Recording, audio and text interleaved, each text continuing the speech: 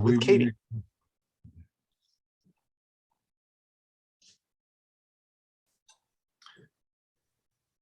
Okay, we're starting our land use committee meeting of April 22nd, and I am the substitute chair of land use. Katie, if you'd like to get started on the first item. Sure. I just wanted to present this memo that hopefully you received regarding RV living. Because of COVID and the eviction moratorium that had been in place for almost 2 years, I've experienced an uptick in observing RVs being used as dwelling units within the city limits. Similar to an accessory dwelling unit, most of the time with an existing single family residence, and the property owners either having some form of recreational vehicle on the property that is accommodating additional family members or a friend. And then of course we have, on the flip side, we have the unhoused community, which is a little different, but also some associated issues with living in RVs. And so my main question is that because of COVID and the eviction moratorium, these people a lot of people established this housing in what would normally not be permitted under our code and or most jurisdictions' codes. And so if I go back to enforcing people living in RVs, I may be in a position where I'm displacing a good amount of people who have some form of housing through having these. And so I provided some examples of situations that I'm running into, but I'm looking for direction with regard to how the city would like me to move forward with this. I know that the eviction moratorium's over. The bridge that was extended for some months after that is over. But I can drive down most roads in the city and find properties where people are utilizing recreational vehicles as some form of housing. I think we've got to enforce our code or change our code. I don't think there's a gray area to be had on this. And it's going to put you in a difficult position, but we used to allow our not anybody to live in them, but we used to allow RVs on residential streets, and we changed that code 10 plus years ago. Because we had a lot of boats and RVs, but if there aren't sewer and water hookups to these, then to treat them like ADUs, then I think we've got to enforce our code or change it. And you guys are the council members, so whether you want to go down a path to change our code. I actually see a couple of different scenarios. One is, and Rob, I remember because I was there when we I don't want to use the word banned. We no longer wanted people to park their RVs on streets. That's a pretty strict thing that we went for. So to me, the question is, what do we think about people parking RVs on their own personal private property? That is different than parking on a street. And in the case of Ramsey, if I understand it, it sounds like the property owners are living in these vehicles or these units on their own property. So that is different than not parking on the public street, in my opinion. Yeah, I hear you, but there's a difference between parking and storing your RV on property and living in it, I believe. And if you don't, and it'd be different. I think could it be treated as a like a mobile home if there was a sewer and water connection, but there's a process to go through to have sewer and water connections. Otherwise, where is your waste going? Right. I think that's the big issue is RVs are required to pump out their waste at an approved disposal site. And a lot of times people will try to empty them into sewer cleanouts or dispose of them in other methods. And I think there are impacts to neighbors in terms of screening, noise, setbacks. I think in some cases, these RVs are inoperable, so it's not even possible for them to get to a sewer disposal station. They may have generators that create noise. I mean, there's all sorts of impacts with RVs being used on residential property. Jefferson County is one of the counties that I used as an example. I'm just familiar with Jefferson County, having been the code enforcement officer up in Port Townsend. And some time ago, they did allow for RVs to live with permits for 6 months at a time and up to 1 6-month extension as long as they met certain criteria. I called them and talked to them a couple days ago, and they told me that they no longer do that. In fact, what they're doing, because of emergency order due to housing shortages and issues with the lack of affordable housing, they're actually just, even though it's in their code, they're just not enforcing it. So that's another, that is kind of strange, but, and I'll say that they're enforcing it in a tiered method. So they're not driving around looking for these and enforcing them. They will enforce them if they get complaints or concerns, they'll at least look into it. But they're actually allowing them almost similar to an accessory or an additional dwelling unit, as long as they can demonstrate that they're either having that gray water or black water pumped, or they're getting it serviced, or it's tied into the property's line or septic system. Katie, is that in the city of Port Townsend, or is that in Jefferson County itself? It's Jefferson County, but Yeah. it's and so their properties, of course, are much larger. And when you're in the Yes. city, the properties get smaller. But I have also got situation. One of the examples that I'm most concerned about is the folks who lost their house in the tornado. And we're always going to have these one-offs that are a little different, but this property has so many violations on it currently, and the owner is elderly female who has health issues, and there's no house, and they demolished it by hand and then set up, I think there are at least 3 or 4 RVs on the property for different family members. And so if I enforce the code as written in that particular situation, not only do they now not have anywhere to live, but everything on the property's got to go, because there's no primary use on the property, which is typically a single family residence.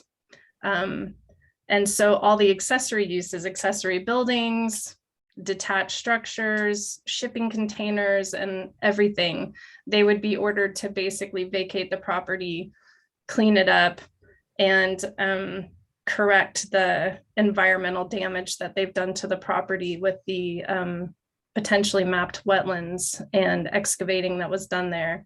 So these vary in all different degrees. We've got everything from this extreme situation. We even have, I even know of city staff members who currently are living in these situations or have family members living in these situations. So this would affect potentially our own staff. Yeah, Katie, I appreciate your compassion. Yeah. It just isn't fair to the neighbors and in that neighborhood, what's transpiring there. Right. Right. You know, it's really an unfortunate situation, but yeah, I just wanted to present it to you. I'm absolutely perfectly fine with going back and enforcing the code as written. I also look at this as a potential, not only could this potentially serve a purpose for the low-income housing side of things, as even potentially providing a timeline by which people have to comply, like putting something out to our residents advising that, you know, the eviction moratorium is over, you know, with COVID kind of changing things out in the world and not being as serious at present. That the city's going to resume back to enforcing this and at least provide a date so that maybe they can find some other opportunities, or I can do that internally just by contacting those individuals that I have open cases with and say that time has come, and give them a little bit more time than I normally do for enforcement. On the flip side of things, this could also be a potential opportunity to look at like on the complete far end, look at opportunities for a safe park zone or something like that for our unhoused communities. So I just wanted to gain direction and then also just put some additional information out there for you all. So Katie, administratively, I support your tact to deal with this gently and you know, and use your discretion. You know, I don't want to think we want to be incompassionate about this, but we've got to enforce it. I think we've got to enforce our code. Okay. What do we think about people putting a porta potty and living out of an RV? Is that considered sanitary? I mean, the picture of illicit discharge into the stormwater system, I would say, is probably, everyone would consider that unacceptable. That they shouldn't be doing it. But what if they rented a porta potty? Fred, look at these pictures and tell me that if you live next door to this, you would be okay with this. I would want them to have fencing. That could be another thing. They need to have fencing and screening. Actually, the one on the top left looks familiar. I think I know where that is. That's probably, I've probably walked by there. But how do we feel about people having units on their home with sanitation? It could be 3 to 6 months. We might have facilities when there's going to be construction. Well, we allow these as living quarters during a construction project. So if there is active construction, you can get a permit to use an RV to keep your site secure and to have security on the premise. The only other point that I would make is there are times when you may have somebody in your family visiting from out of town for a short period of time. In the other jurisdiction I've worked for, we did have a permit process where you could get a one-time 2-week permit for a short stay when you're visiting your family. But beyond that, there can be no long-term use of an RV on a site like this. And I did find that the city of Vancouver, I'm meeting with them next week to talk to them about their Safe Park program, just because I'm dealing with the unhoused issues. But yes, if the city of Vancouver actually has it's more like the right-of-way permit, so it'd be going backwards from what the mayor shared earlier. But basically with that permit, they allow people to park adjacent to a specific property with the property owner's permission for up to 2 weeks in the right of way. So that's a little different. But again, that could be something that, and it doesn't have to be now, but it's something that we could look at in the future, that people might be able to apply for something like that on their own private property if they can demonstrate that they have a service to get their tanks pumped, or have the screening or the things that are concerns to neighbors. It's just something as just an option to think about as we move forward, and we're not sure how we're going to be impacted by the issues with our unhoused community. And just seeing this huge influx of RVs, it's just a red flag to me in a variety of ways. Some of these are brand new and they're super nice, and they don't cause any problems. There's no associated code enforcement issues because I'm not seeing trash surrounding them. We're not getting complaints about them. But then we have the other extremes where we have the situation like out on Salmonberry, but on properties. So there's definitely a lot of, it would be a way that the city could look like we are providing an option and providing an option that's affordable or temporary, but also kind of restrict and set up boundaries for what that looks like yes, it's okay, but only under these specific conditions. So it would just give us a little bit more control to be able to ensure that things are safe and sanitary and not causing adverse impacts to adjacent neighbors. Are these examples all reported by someone, or are these ones that we're seeing while scouting around town?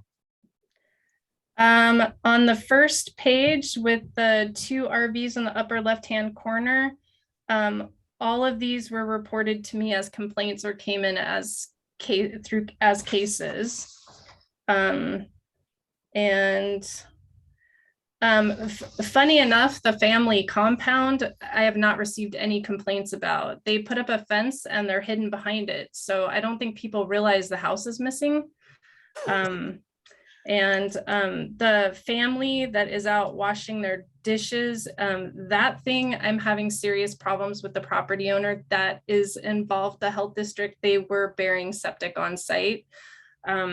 That is a serious problem. And that person those are not family members of the property owner. He's simply renting this out to make income.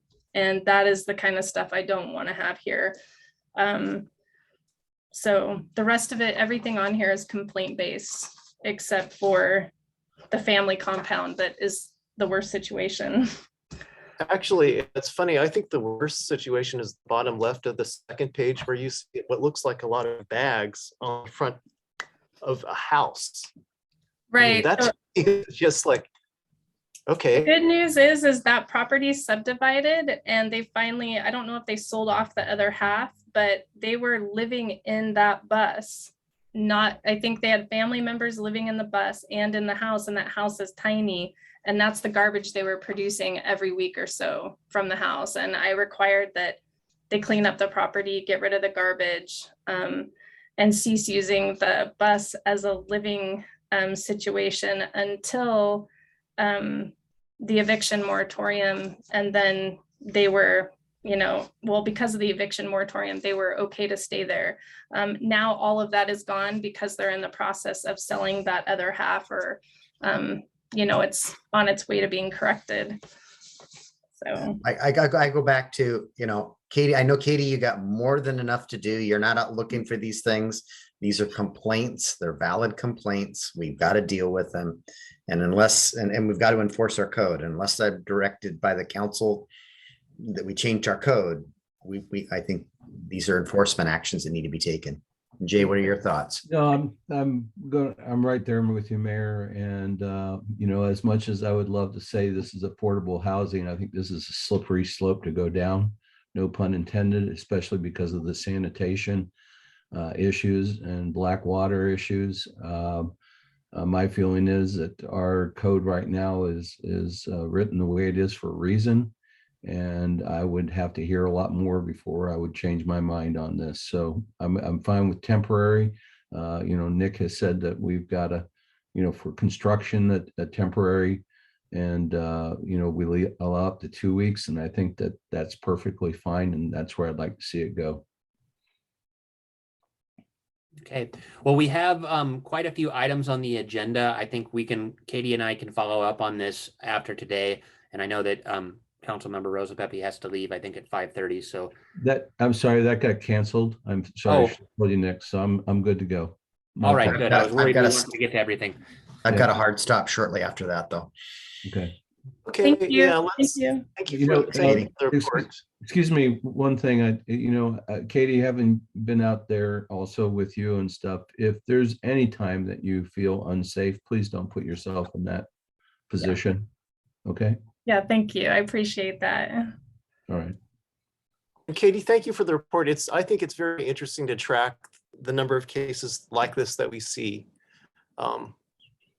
And it may actually, I think looking into safe park zoning is actually a really good solution. So I'd be curious to hear more about that after you meet with the City of Vancouver.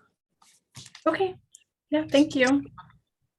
Okay, so I guess we're ready to go on to the next item, which is the wireless communication facilities. And we just got an updated email about it today. Yeah, and before I hand this over to Jim, I just wanted to let the committee know where things stand. We did have that cell tower come up or get erected on Glenwood Road, and we heard a whole lot of complaints about that. And so we have been fast tracking this code to some extent. It went to the Planning Commission for review, and then they had a hearing at their April meeting, and they recommended that the City Council consider the ordinance as presented, but also to consider the concerns that were provided in writing by AT&T and Verizon. I believe we have at least somebody here from AT&T as an attendee to the meeting today. Jim and I have worked through a whole lot of the issues, and I'm going to let him talk speak to those directly. And I believe we've satisfied most of the concerns expressed by AT&T and Verizon. There's still a few remaining items. And our goal was to get this in place because there are certainly other areas where we've heard interest in erecting cell towers, and we are concerned that our code is inadequate to prevent another sort of the galvanized truss structure like you see on Glenwood. So Jim, I'll let you kind of walk us through these codes. Yeah, just before we start, we don't usually have people testify here. Usually they do it at public. Yeah, well, we're not, I don't think we're intending to, Jim. Okay, Yeah. I just want to make sure we weren't. Thank Yeah. you. And Jim, can you do a screen share since you sent out something new and kind of walk us through? Yeah, let me pull that one up. Gotta Be get right my back. We'll email here. open it up. And I should apologize. I'm used to a much more formal setting, and so I had a little narrative written out. But Nick has already touched on Sorry, Jim. most of it. So let's see. Yeah, here we go. Screen share. Oh, I need Oh, I need Josie, can you permission. give permission for sharing? Josie, I bet you didn't realize you had all that power. It should be good to go, Jim, but let me know if it's not. All right, here we go. So what was heard at the Planning Commission was a redlined version of this, but after we spoke with Verizon and AT&T. You're not sharing your screen yet, Jim. Oh, no, I'm sorry. There you go. So it was a redlined version of this. There have been several. This is the fourth iteration of this. And so we met with AT&T and Verizon, and we addressed many of their concerns. I think this goes a long way to satisfy their comments. This afternoon, I called both Meredith Pabst and Kim Allen of AT&T and Verizon just to see if there was anything that was kind of outstanding in the code. But we had some cell phone difficulty today. I don't know if you all had that problem, but I certainly did. And so I asked them both to email me. And I did receive some comments for some things that are outstanding, but essentially these regulations are proposed for wireless facility developments to create a predictable permitting process and development standards, which would kind of fit in with the community. So we believe that these do a good job of camouflaging and limiting heights and things of that nature. It sets up different types of applications. They'd still be subject to our use table. So whatever is in 20.39.040 as a conditional use or an outright permitted use, that remains unchanged. It just establishes development regulations for the construction of them. So you'll see here, this is one of the things that they had concern about was the way this table was kind of set up. There were actually 4 footnotes. We removed 1 footnote and combined commercial and the public facilities type districts, parks, that sort of thing, because the code actually goes a long way to try to encourage co-location of towers and things of that nature, and even on public property. So the outstanding issues really on page 14 in 2070-200, did I just pass it? No. Let me zoom in here for you. Is it redlined? Oh, This one is not. Well, Okay. this is the red line version, and thank you. The version I sent out this afternoon was responsive to some landscaping and just providing a little clarity on setbacks, where those are measured from. Is it the front, rear, side? Because we've essentially said that all towers have to be 50 feet from any property line. And the way it was previously written, it just said 50 feet from the property line. We inserted a word that said any property line. There's some height restrictions, and there's an introduction of breakpoint technology, and essentially that's where the tower, it's engineered in such a way that if it were to collapse, it collapses in on itself. And so that setback, a setback can be dictated by the highest point of that breakpoint. So that if you have, say, a 200-foot tower, it doesn't necessarily have to be 200 feet from any property line. If the breakpoint's at 150 feet, well, then we'll calculate it from there, given the standards that are here in the code. So it really pushes a lot of these back. And here, this is where it is. It said setback from the property lines. Now it's all property lines. Let's see. So it was page 14. Yes, sir. Oh, I was going to say, go back to section 120 there. I believe that was the comment that we received from Meredith Pabst. Yeah, 2072, pardon me, 2070, 100. It's 2070, 120 is, I think, where. Yeah, I got dyslexic or something. Oh, it's here, number 2. I'm sorry. This that I'm highlighting. So the comment is that, the screening for a concealed building mounted development or antenna, that the screening actually be made of the same material as the building. And I think they make a great point that if that screening has to be transparent for that antenna to function, well, then naturally it couldn't be a stone or a brick or anything like that. It would have to be transparent. However, it can still match in color. So that would be one suggestion that I think is reasonable. And it doesn't do a whole lot to, well, it allows them to still have utilities that function. So I'd like some input on that. And then on page 23, 2070, 200.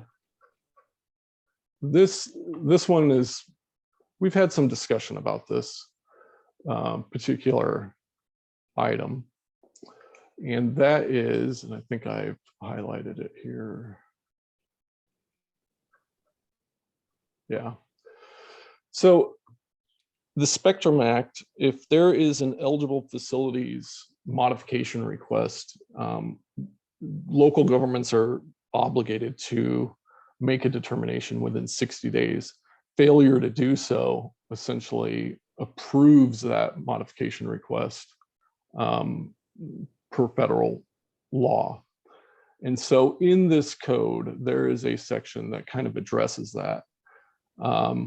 This section says, look, if the city doesn't issue a decision, that if that permit is approved by default, that all the development standards would be conditioned as part of that approval.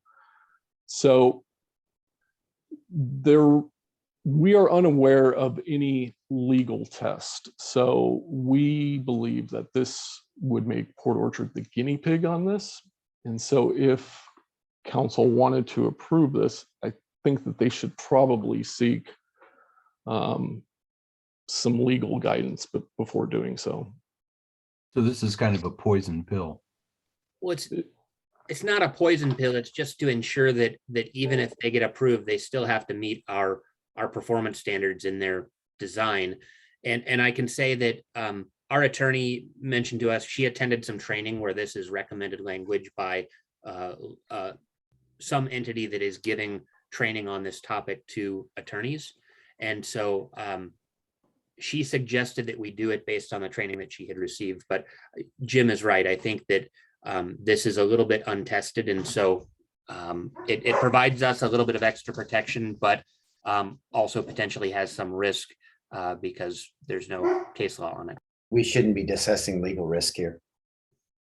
No, I think though that my concern is, the only reason I said poison pill on that one was that it sounds like the way this is written, that if we haven't got it, given them notice and it's expired, then they can go ahead and just go forward with their plan. That's the way I read this. Yeah, And- and meet our code. Yeah. And so to me, that's kind of like, no, I wouldn't want anybody to go ahead with building until they had a decision from us. But federal law says we can't do that.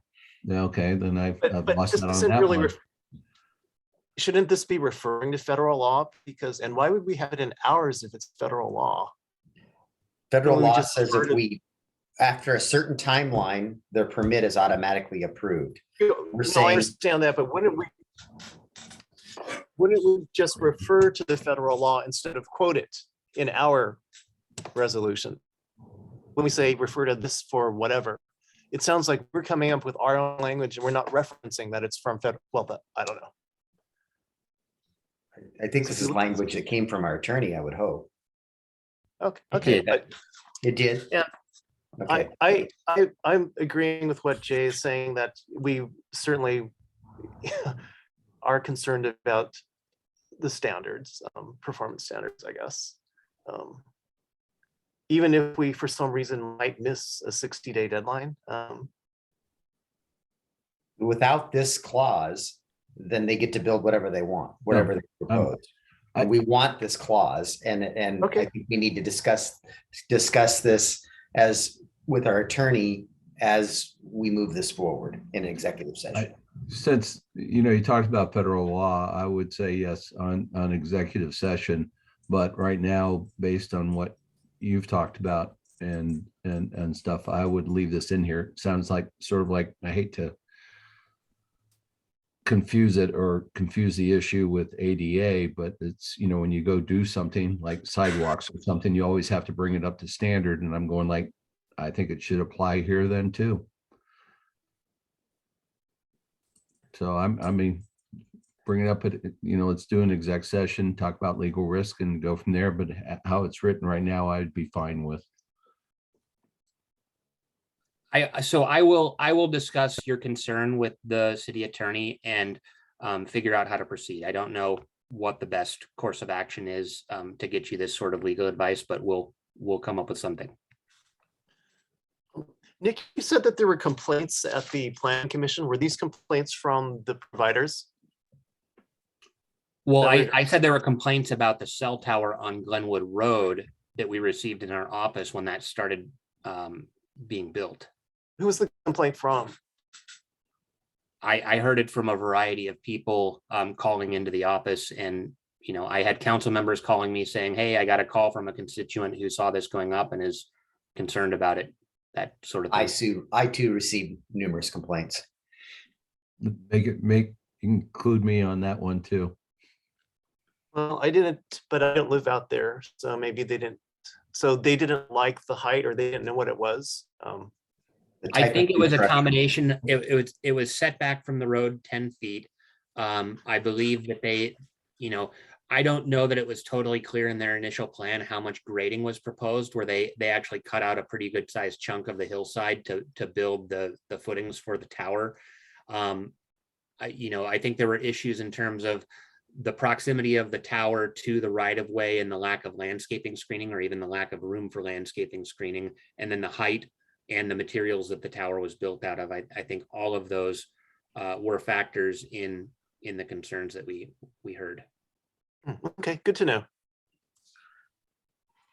And just to recap, I mean, under our existing code, if somebody wants to build a wireless cell phone tower facility, they have to get a conditional use permit. And of course, when we sent out the notice and posted the site, nobody even showed up at the hearing to testify about their concerns or to find out what it was. But then when they see it as they drive by, they certainly will call in. So I think that sort of illustrates the need to have these standards in our code to make sure that people don't have to show up in order to make sure that cell towers are attractive and not an eyesore. Okay. Do you have what you need from us on this issue? There was one more concern. So there's a second email, Jim. Did we finish with Meridee's concerns? Yeah, the second email did not identify anything specifically, except that they've indicated that they will submit a letter to council to get more clarity on it. There was a height issue. But Can you but scroll it's- up to that section, Jim, and let's just read through that? Yeah, 2070, 120. What is Yeah, the so- height of the Glenwood, the one on Glenwood? I think it's around 200 feet. So section 120 deals with utility pole co-location. So that's when they would mount a cell phone antenna or some kind of extender from an existing or a replacement utility pole. And I think their concern is that they need more height above the utility pole than the 15 feet that is proposed here.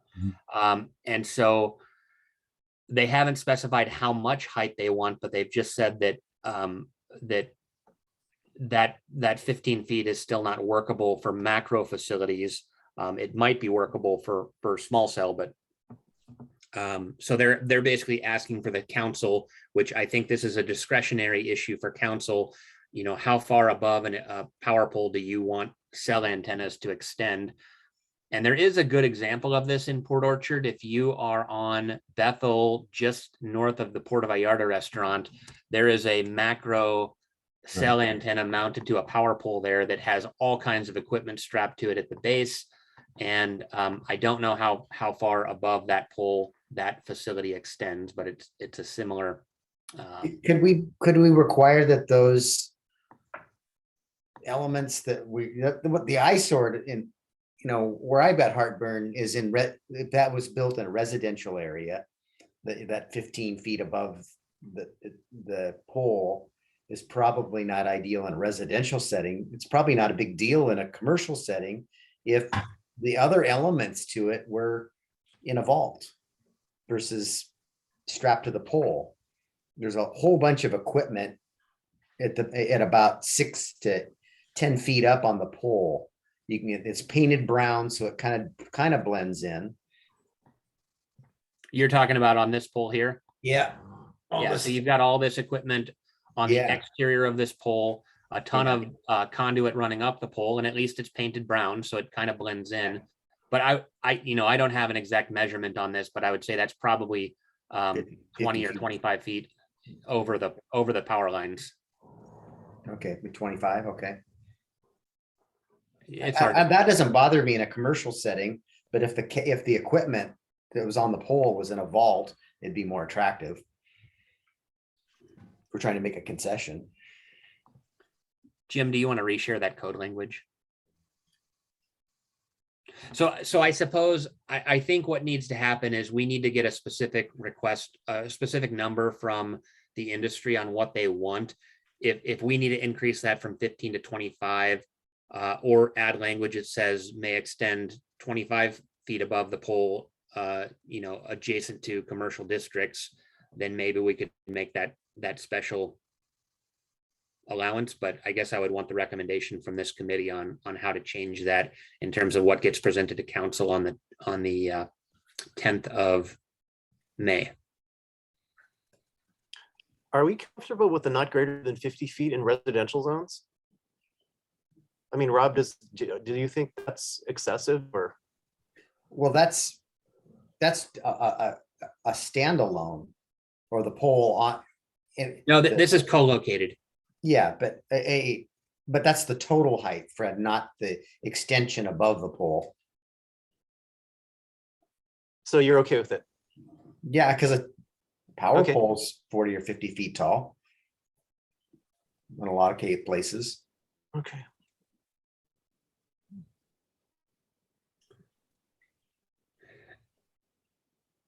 So I'm sorry, Nick, Go ahead. what do you need us to do? Well, would you like us to change this to a higher number? If 25 feet is enough, are you comfortable with 25 feet based on the photo we just showed you? That's probably a 25 or 30 foot extension above the power lines. I'm comfortable with how we have it right now without any specific requests from the industry, because that leaves it kind of, to me, it leaves it too open-ended. Okay, well, we will, I think what needs to happen maybe is when this goes to council on the 10th, we will highlight this particular number and just list that item as a specific request that we've received, and council can discuss it. And if you want to make a motion to change the 15 to 25, the council could choose to do that. Does that sound reasonable? Sounds like Yeah. a good plan. Okay. And so I think to answer your previous question of what do we need to do, really the main question, the Planning Commission has already had their required public hearing on this topic. Obviously, the Planning Commission recognized that there were still some industry concerns when they made their recommendation to the council. Would you guys like us to schedule a second public hearing on this before the council to allow testimony on the record for this issue? Or would you prefer just that people make comments during the normal public comment period for items on the agenda? I think it's totally the city council's option. And obviously, if we're going to have a hearing, we just need to send out a notice, and that's not a difficult thing to do. I'm fine with just the comments during the public comment period. Yeah, I am neutral. Do we anticipate that there would be more comments, and would this be from the providers or from residents? It could be either. I mean, I think the providers would most likely provide testimony if we haven't addressed all of their concerns, and they would highlight what that is. And because there have been changes from the Planning Commission version to this version, it's probably not a bad idea to have an on-record hearing. But it's up to the city council. I think I would probably schedule a hearing just to be safe and make sure that you're allowing those comments to be on record, considering that there have been changes. I'm comfortable that if you can schedule the time for that. I'm also thinking there might need to be another hearing after that if there's public reaction. But I think, yes, I would vote for the public hearing that you're suggesting. I'll go along with it. Okay. All right, Jim, does that answer all of your questions in terms of what we needed to cover today? All right.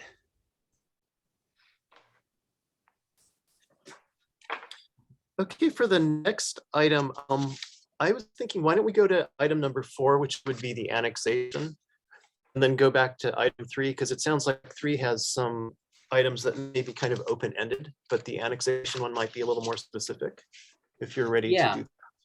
I think that is actually what I was going to suggest. So thank you. There are 2 maps that we've included in the packet today concerning possible annexation using this interlocal agreement method of annexation that we've discussed previously. Hey, Nick, I'm still scrolling. Hey, Nick, when we're recording like this, could we share your screen? Yeah, I'm trying to get to that page. It's I'm still scrolling. Then it's part of the record. Yeah.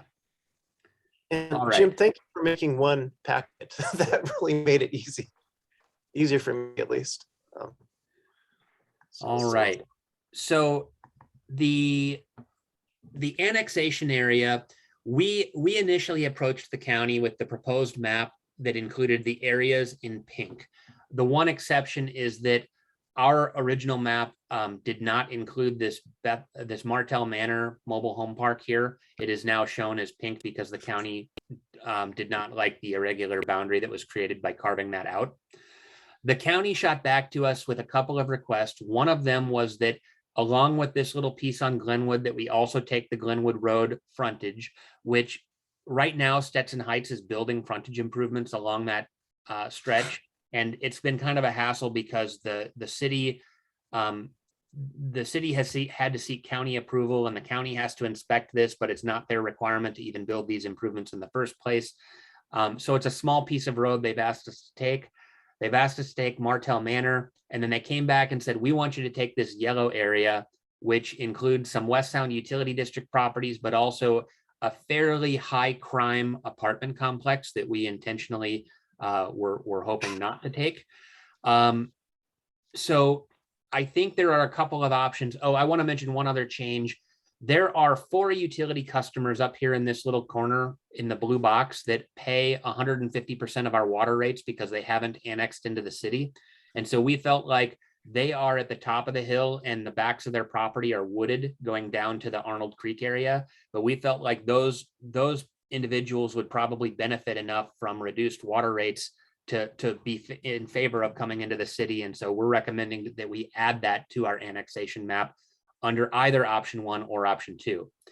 The other thing that has happened is we were approached by Mr. Quinlan about some property that he owns on Mile Hill, and he's talked to about 11 or 12 different people that all want to annex further out Mile Hill on the south side of Mile Hill, but north of the, is this Parkland? Is that the name of that neighborhood? I forget the Parkwood. There we go. So one option for us is to go back to the county and make a counter offer. And rather than having to do 2 separate annexations and wait for Quinlan to get all the signatures and put these properties forward, would be to say, okay, county, we'll agree to your request to take the yellow area, Glenwood Road and Martell Manor. But we also would like you to agree to give us these 4 customers up off of above Arnold, and then this teal colored area along South Mile Hill. The alternative, and I think this may be a better option for the city at this point, because the Quinlan can still come in with a petition annexation and bring his property into the city. I would suggest that we actually eliminate everything between Lund and Mile Hill. There's quite a few residences in there. The county has just applied for a grant to build a roundabout, and so we'd be actually taking right of way that's going to be half of their federal transportation project that they're hoping to fund with federal grant money. And so that's going to create a regulatory problem at Southeast Lund. There's a handful of apartments that are probably going to demand a disproportionate amount of our police department's time. And there isn't that much retail activity on this portion of Mile Hill to really make that super attractive to the city. So we're thinking of actually countering to the county and say, yeah, we'll take Glenwood Road and the Martell mobile home, but let's cut the entire Mile Hill, Lund Avenue area out of the annexation proposal and just narrow this down in size. And the good thing for the Quinlan group is that this annexation area that was in teal on the previous map does abut just barely the existing urban growth area. So if they were able to get the Pays No apartment project, which is in for permitting, the Taco Bell and down to Napa, they could probably get enough people here to bring in an annexation of Mile Hill anyway, but it would have to go through the petition method and the boundary review board in order for that to happen. I don't think the county would agree to just give up those areas without us also taking the residential. So we're looking for the land use committee's recommendation here on kind of how we negotiate with Kitsap County about this possible annexation, whether it's option 1 or option 2. Well, I'll weigh in. And I'm sorry if I'm going to step on a couple toes here. I believe we should do what's best for the city of Port Orchard. And quite frankly, in a prior annexation, I think we got the poor end of the deal. And if it's one of 2 scenarios, it's scenario number 2. And I think that we need to be very, very careful on anything we agree to with the county. I can be more specific if you'd like, but I don't want their police problems. I don't want being sold a pig in a poke, so to speak. Ultimately, at some point, we're supposed to take all of the UGA. I understand. But I agree with you that it's going with option 1 is probably too big for us right now. It's just let's take this and let's do one of these and wait a couple of years or a few years. And if this method works and it works for us and the county, from a timing standpoint, part of why that was such a raw deal last time was the revenue sharing agreement that we've since opted out of, and that's not in play any longer. And we want to get on this sooner versus later if we're going to do this, because I think a logical date is the first of the year, so that there's a hard date, and the property taxes come for the following year, gives everybody time to prepare for it. But I agree with you, though. I think we should probably not do the Mile Hill area. It's just a bit much, considering with all the challenges we're having within our police department with hiring right now, to take another area that's gonna require quite a bit of service would be extremely challenging. So I zoomed in on this area. I think the only possible variation that we may want to make, we have recently learned that this Glenwood Road intersection with McCormick Woods Drive and the back road into McCormick Woods does show in our modeling that it will fail at some point in the future. And so right now, this project is partially in the county, partially in the city. So we could choose to extend and take in a little bit more of this roadway so that we can start, next time we update our traffic impact fee study, we can add this project to the list and hopefully ensure that gets built. The other thing that's an issue here now is the county, despite our requests, has refused to lower the speed limit on this road coming into town. And so it's still a 40-mile-an-hour speed limit going into this downhill curve section of Glenwood. And so if it was ours, I think we could lower the speed limit. Considering there's now going to be pedestrians on that corridor with the new sidewalks, it will create a safer environment for our residents who potentially would be using those pedestrian facilities. So that would be my only possible deviation to this map, would be to extend that little section of right of way just through the intersection of Glenwood.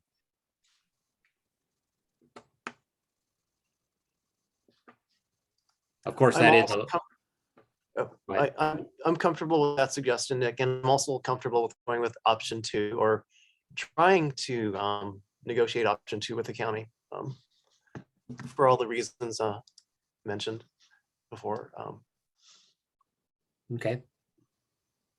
So my next step on this is to prepare a map and send it back to Eric Baker, and then he can run it up the chain at the county and talk to the commissioner's office about this counter proposal. And then if we can agree generally to this map, we can proceed with doing our public outreach and getting the process moving.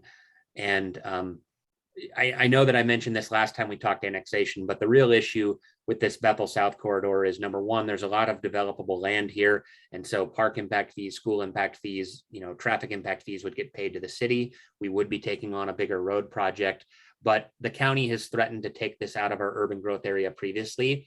And I believe that based on the numbers working through KRCC right now, the county still probably has a little bit too much land in the urban growth area. And so this is us saying the city will go ahead and annex this area, and then the county's growth allocation is probably going to be proportionate to the size of the UGA, such that that they're not going to be looking at further UGA contraction. So I think the county generally does support us taking Bethel South, but we need to present this new alternative and see if they're going to let us have this without taking on a whole bunch of residential areas. Yeah, sounds good. Yeah, I didn't say good luck. All right.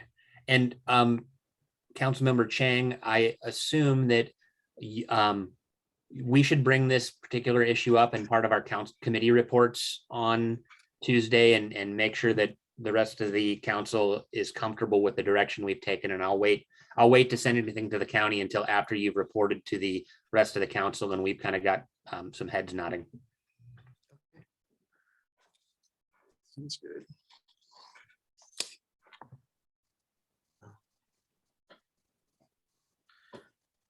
Well, of the other discussion items, which seem to be the most pressing? I don't know that we have time to discuss them all today. Well, item 3C is something that came up recently that I wanted to mention, and I've talked to the mayor about it. And if the land use committee thinks it's a good idea and worth putting a little bit of work into, I think we could arrange that.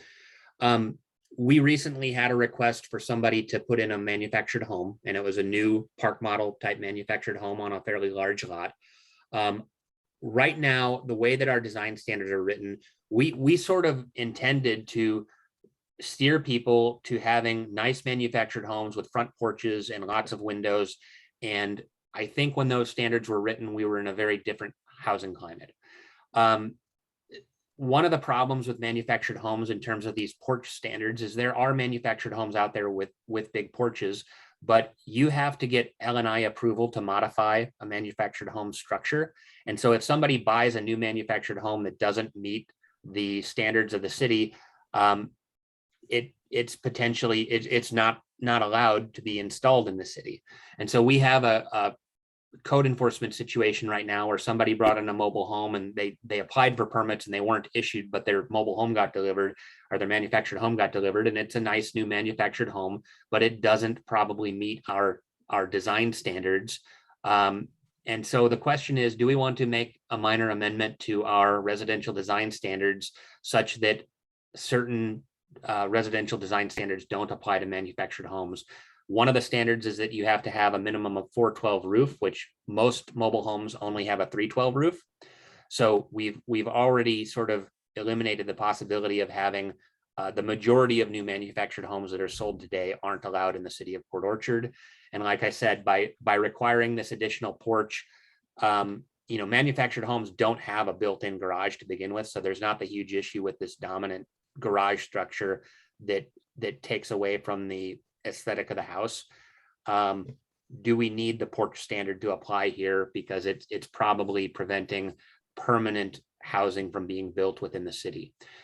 This is something that we could look at as part of our housing action plan, but because there is a pending code issue, if we wanted to fast track some minor changes, we could probably solve this problem a little bit sooner. And Josie, I missed something. I just wanted to touch base on the application that we're discussing. I did receive revisions, and it seems like the only thing that is not in compliance is the roof.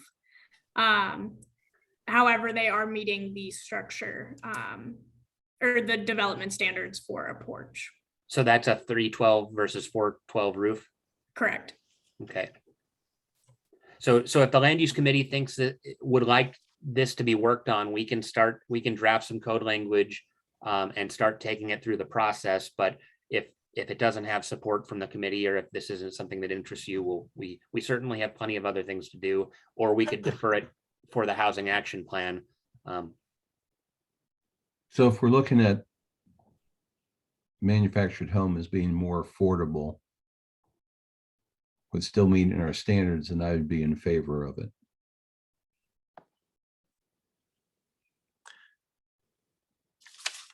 Nick, when you say it's a nice manufactured home, are there any visuals we can see? I'm actually comfortable if we did the minor tweaks you're talking about to fast track something like this, but a larger picture, I'm also okay with having, I guess, broader design standards. But I think, I'm guessing most of the council would like to see if there's any aesthetics. Can they tell the difference between what we're asking and what's actually out there? Maybe what's out there is actually very attractive. I'm just not familiar with. Yeah, I think we don't have any photos of it. I did drive by it on Monday just to take a look, and I should have snapped a photo. I did want to provide an example. It isn't the manufactured home in question, but this is one that was installed on Lund just past the Sydney intersection. And Right, so yeah. it's not, this one actually looks like it has a garage, but it is not out of line with the look of this. It does have, I believe, a gable or a hip roof. Is that right, Josie? So I did get sent elevations if you'd like me to share those. Yeah, if you can share your screen, that would be great. But anyway, this was an example of a newer manufactured home that was installed in the city that I don't think is a terrible, I mean, it's not, a luxury house, obviously, but it's, I don't think it's totally out of whack with our design standards because it has a lot of windows on the front and, it's clean, well-kept house. I think there's also, some stereotyping when you say manufactured home still. It is amazing, as long as they're meeting our other standards, I'm good with it. Yeah, so that's what we're reviewing right now. And the roof pitch is just a little flat for our design standards. So, Oh. and honestly, that maybe we don't even do this for manufactured homes exclusively, but there are a lot of houses with modern architecture that have flat roofs or like a single pitch roof. And our code requires a minimum 412. So you can still have a single plane modern style architecture, but it's a little bit steeper pitch than what you see on some new structures in Seattle and other places. Seattle has West Seattle and Seattle with some of their new ones are almost flat roofs in a lot of cases. Yeah, or they have rooftop patios, which Exactly. are like a floating deck above the roof. I live next to a flat roof home. I didn't realize that it wouldn't be allowed if they wanted to build another. Jim's got his hand up. I was just going to say that the code says if you have a sloped roof, it's not that you can't do a flat roof. It's if you have a sloped roof, it has to be 412.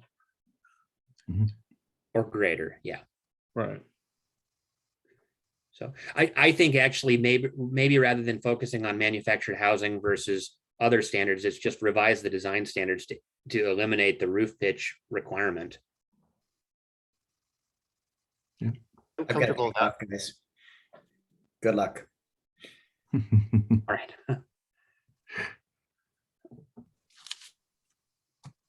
So the committee favors bringing that forward for consideration. Yes. All right. Jim, put that on your to-do list, please.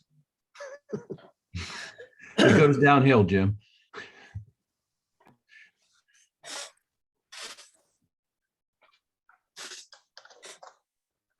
As far as the remaining items, you can take these in any order you would like. I can probably cover the housing action plan in about 60 seconds. Why don't you do that? And then we'll see which of the others we want to talk about. All right. The housing action plan, you guys approved the contract with the Department of Commerce. We had actually hoped that by today we would have a consultant scope of work, and we're told we'll have it by the end of the week, but they had to find a sub-consultant to do the economic element of the analysis. And so that's been a little bit slow. So hopefully by May 10th, we'll have something just to present to the city council for approval. And unfortunately, we don't have a committee meeting between now and then to review that scope of work, but it's generally going to follow the Department of Commerce framework in terms of what our grant covers. So just expect to see that. We selected Makers Architecture, who's done some work for the city previously, and they've done quite a few of these housing action plans, usually partnering with a different economics firm for each one. I think one of their plans was in Anacortes that we've reviewed and looked pretty good. So anyway, look for that. Okay. And let's see. Jim, did you want to talk about the accessory dwelling units for housing? Sure. We took this to Planning Commission 2 months ago, I guess. And so it was a really narrow look at the ADU ordinance and specifically about owner occupancy. And so we were proposing some revisions to the code that would just strike any reference to owner occupancy. So essentially, two unrelated families, neither of them being property owners, could, one occupy an ADU of the primary structure on site. So really just kind of looking for guidance if you would like us to proceed with just striking owner occupancy or take a bit broader look at the ADU ordinance. And, Nick just mentioned the housing action plan. There may be steps that we could take after the adoption of the housing action plan that may actually be specific to ADUs. There's been some other issues that have come up since we kind of started this owner occupancy in regard to setbacks for accessory structures. That's not specific to ADUs. That's really the development standards in those specific districts. There's also been some discussion about impact fees, things like that. So it may need a closer look, but I think we're probably prepared to proceed with just striking owner occupancy at this point. I think that's something that council would need to discuss. I am not sure how I feel about striking the owner occupancy clause. I know, or I seem to remember that the reason for it is people were afraid that a lot of rentals would be creeping into the single family development areas. So I think that's historically, and correct me if I'm wrong, someone has a better memory, why that clause was there. I don't know that that's still true today. On the other hand, there are people who are concerned about corporations buying housing and where individuals are no longer able to afford it because they're in competition. So I don't know if that might be some sort of lightning rod either for the argument either way. Jay, what are you thinking about owner occupancy? I was going to ask a little bit more clarification on that. I'm a little fuzzy right there, but to go back to your comment a minute ago about corporations buying housing, not people being able to compete. It was actually in Canada recently where they enacted that, if you were not from the area, literally a resident, that they would have to pay a premium over the cost of the house in order to buy it, to try to keep it more affordable for residents, which doesn't have a lot to do with what you were talking about. But It sort of does. People are trying to make housing affordable for people where they live. So could you give me a clarification on the owner occupancy on the ADU, please? I'm sorry, don't mean to be a little dense. No, it's a question. So the owner occupancy, there are provisions in the ADU code, and I should back up a little bit and say that a lot of this is dictated by, where we've been going with this is dictated by the guidance that has been given by the state legislature. So this could be something that's coming anyway. And it may actually be part of the housing action plan implementation. But right now, what the ADU ordinance says is that if you have an ADU, that either the ADU or the primary structure be occupied by the owner of the property, Okay. in either one of them. That's what I thought it meant. Okay. Yeah. In other words, both couldn't be rentals. Correct. Right. Right. Yeah. Okay. I would like to add to that part of the reason this came up, number one, we have a building that is sort of a duplex, sort of an attached ADU situation in the city that's been rehabbed, and the individual who owns it does not intend to live in the building, but it's not a legal duplex. And so they're seeking to be able to rent out both of these units and are unable to because of the code language that we have. Mhm. Simultaneously, we thought something had passed the legislature, and then it died at the 11th hour in Olympia. It was actually going to require by law that cities remove any owner occupancy requirements. And so there was a pretty good push from the legislature. And if it didn't happen this year, but I would not be surprised if this becomes state law in 2 years anyway. And so I think that legislation also was going to require that all lots be allowed to have a duplex as opposed to just having single family zoning. And so I think this is probably coming anyway. It's really a question of, do we want to solve a problem for one individual and anticipate changes that are likely going to be coming anyway? And sometimes the way these laws are written, if a city has taken, like the legislation that almost passed, I think it said something along the lines of, if a city has taken action to update its ADU ordinance within the last 5 years, they don't have to comply with this statute. And so it was a way of preventing the city from having to redo work that they had just completed. So, there's potentially a benefit of taking action on this now, in that if they have other requirements that would force us to amend our code yet again, we may get off the hook. I'd like to take it to count the full council on the owner occupancy, but right now I'd be in favor of striking it, because if it would allow more people to get into affordable housing. Not that this one individual may have an affordable house for rent. I don't know. But Right. And I would take the opposite stance because I'm not sure that it would guarantee that both units would be affordable. right. I'm wondering, in this case, what makes a illegal duplex or what makes a duplex legal? Is Well, it Jim, correct me if I'm wrong, but I believe the zoning of this particular property is R1. Well, if you'd like me to give the backstory, I Sure, actually please. permitted this ADU. This specific property is zoned R2.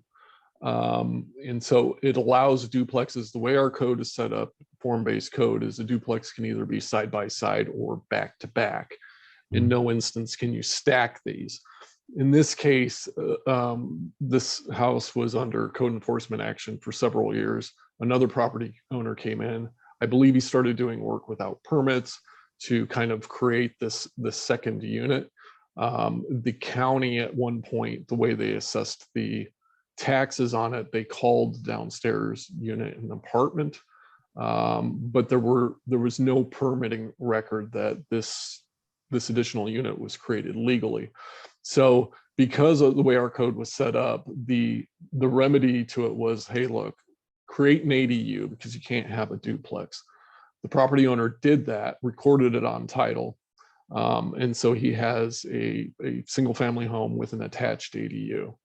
Now he wants to move, but he's kind of stuck there because of this provision that it be owner occupied. So that's how you get a stacked duplex. so by stacking, you mean it can't be an upper lower? Correct. Those are not allowed? Those are not permitted under our code. We've talked about creating that sort of building type, but one of the challenges with stacking units is the fire requirements under the building code are different when you have vertically stacked units versus horizontally stacked.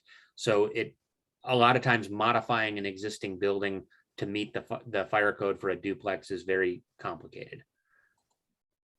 I'm thinking that I know of an office that has a unit upstairs that they're renting out. So, okay. The other portion of this that I would mention is that for each ADU, because of the owner occupancy requirement, we require that the owner record a notice to title that states that one of the two units has to be owner occupied.